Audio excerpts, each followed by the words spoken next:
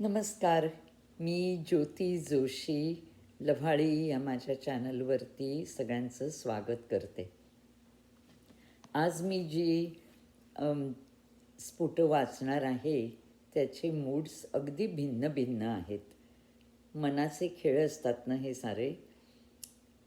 बालकवींनी म्हटलंच आहे की हर्षमानसी हिरवळ दाटे चोहीकडे, क्षणात येते सरसर शिरवे, क्षणात फिरुनी ऊन पडे. तसंच काहीसा हा मूड आजच्या ह्या माझ्या लव्हाळीवरती वाचणाऱ्या कवितांमध्ये आहे. तेव्हा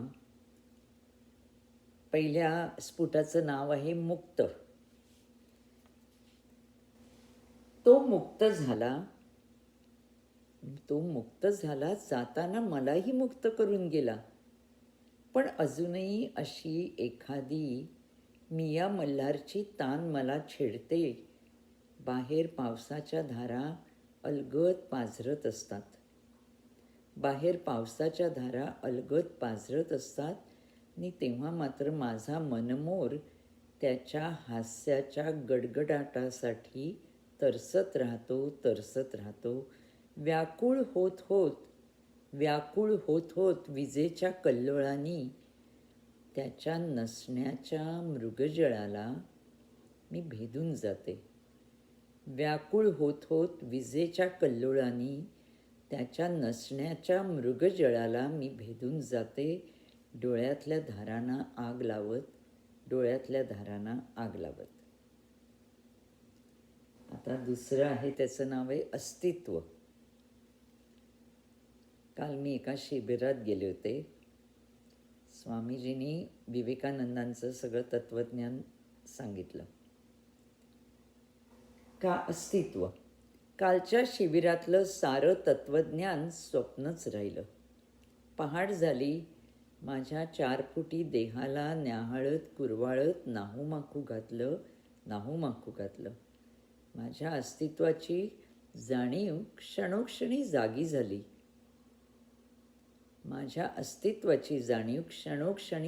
झाली.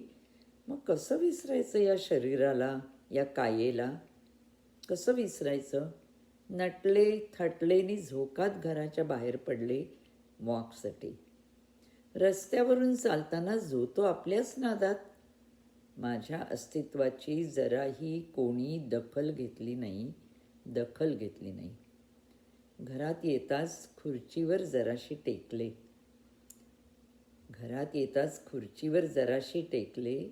उठले तर गादीवरती ठळक ठसे उमटलेले. म्हणजे गादीला माझं अस्तित्व चांगलं कळलं होतं तर.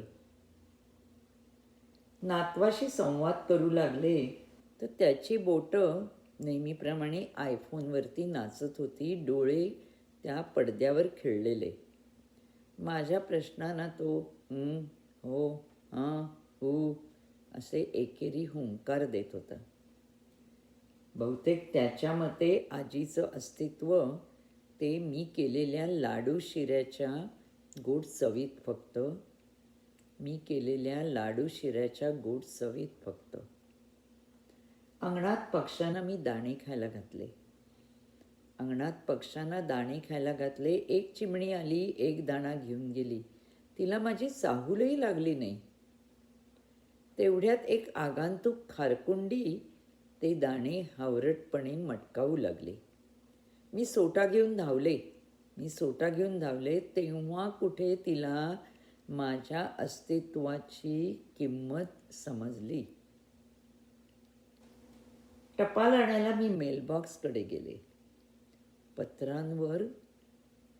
बिलांवर मात्र चक्क माझ्या अस्तित्वाची कुणीतरी लिहिलेली ठळक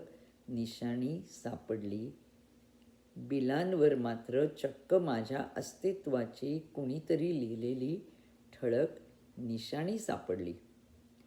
दुपारचं रणरणतं ऊन माझ्या सावलीला पावलागणित तुडवत माझं अस्तित्व जिवंत राहत होतं.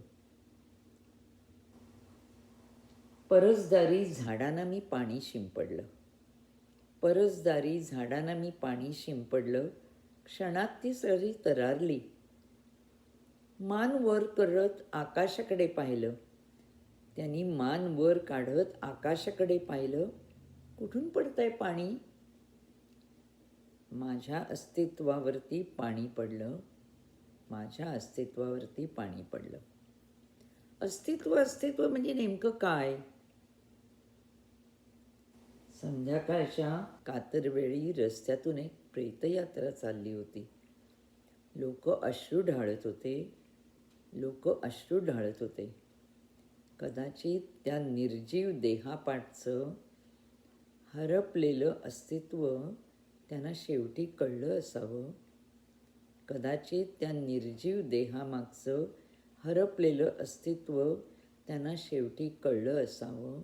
कळलं असावं.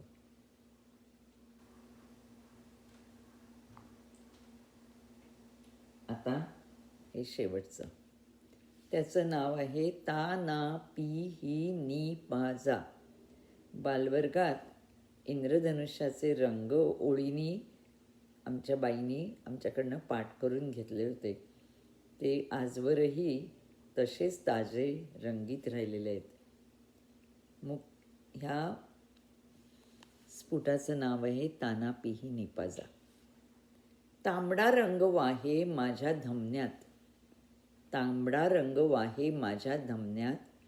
नारिंगी वसे माझ्या पुसट्या निसंगपणात.